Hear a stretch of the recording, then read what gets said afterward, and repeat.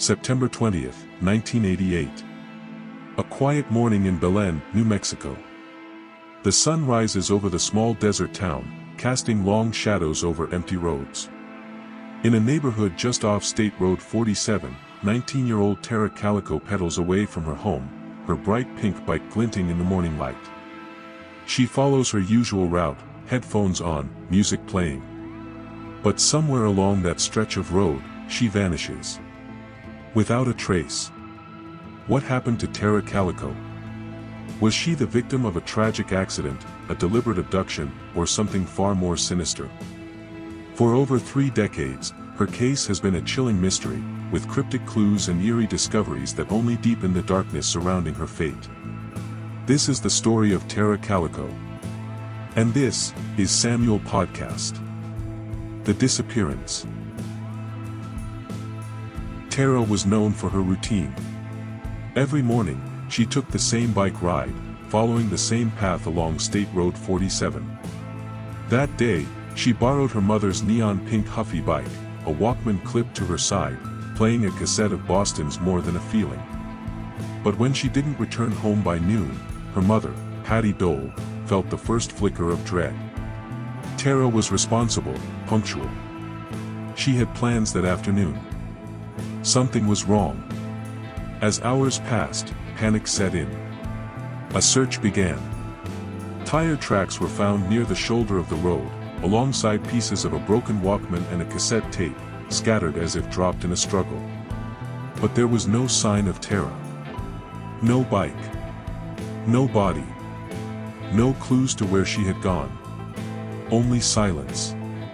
The initial assumption: an accident.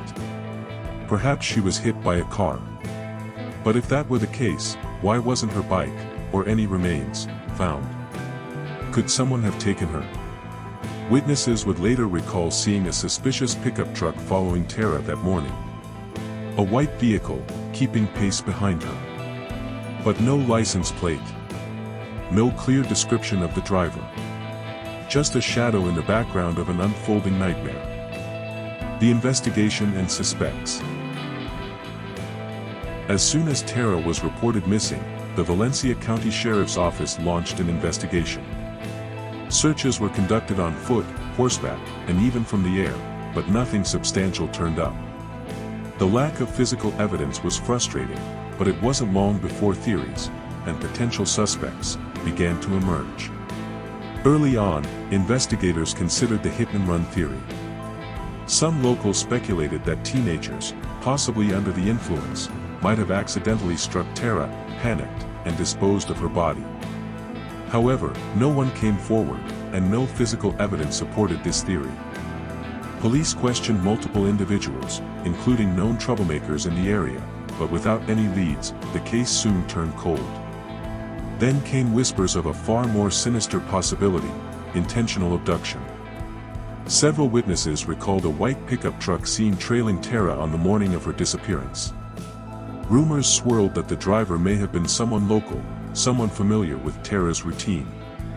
Despite this, police were never able to conclusively identify the truck or its owner. Years later, in 2013, a former deputy named Frank Methola came forward with shocking allegations. He claimed that 2 well-connected men, sons of influential local figures, were responsible for Tara's abduction. According to Methola, the young men had harassed Tara before, and on the morning of her disappearance, they allegedly forced her into a truck. One key informant even alleged that these individuals had taken Tara to a remote location, assaulted her, and later disposed of her remains in a local gravel pit. However, these claims were never substantiated, and no arrests were made. The Polaroid and the Florida connection. Almost a year later, in June 1989, a woman in Port St. Joe, Florida, walked out of a convenience store parking lot and noticed something odd. A Polaroid photo, lying face down on the asphalt. When she picked it up and turned it over, her breath caught in her throat.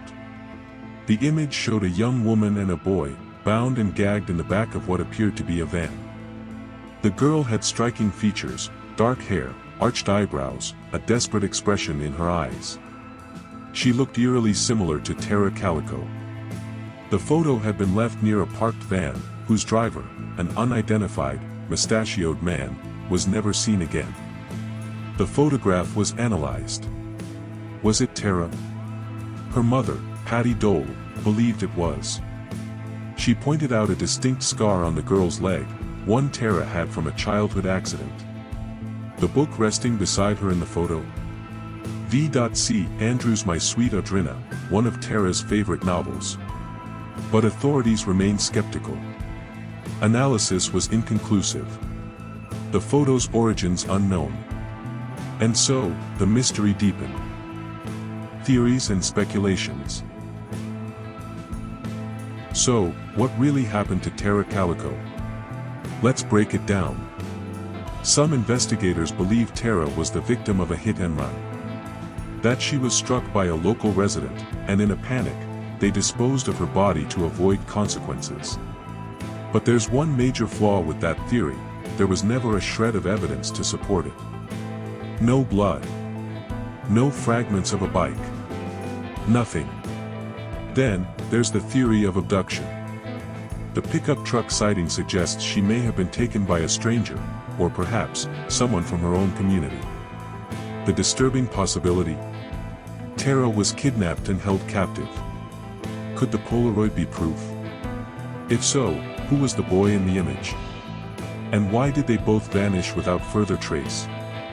Some have speculated that the case is linked to an underground human trafficking ring, operating across state lines. If that's true, then Tara's fate may be far darker than anyone imagined. The unanswered questions. Tara's case remains unsolved. There have been theories, suspects, whispers of confessions that never materialized into arrests. But the truth? It's still out there. And 35 years later, the questions haunt us. What really happened on that lonely road in Belen, New Mexico? Did Tara sense danger that morning? Did she know she was being followed? And perhaps the most haunting question of all, if the Polaroid is real, what happened to her after it was taken? Now, I turn to you. Do you believe the Polaroid photo is truly of Tara Calico? Or is it a cruel coincidence? And what do you make of the allegations against the local suspects? Let us know your thoughts in the comments. And if you liked this episode, subscribe for more unsolved mysteries, dark psychology, and real crime analysis. Until next time, stay safe. And keep questioning the shadows.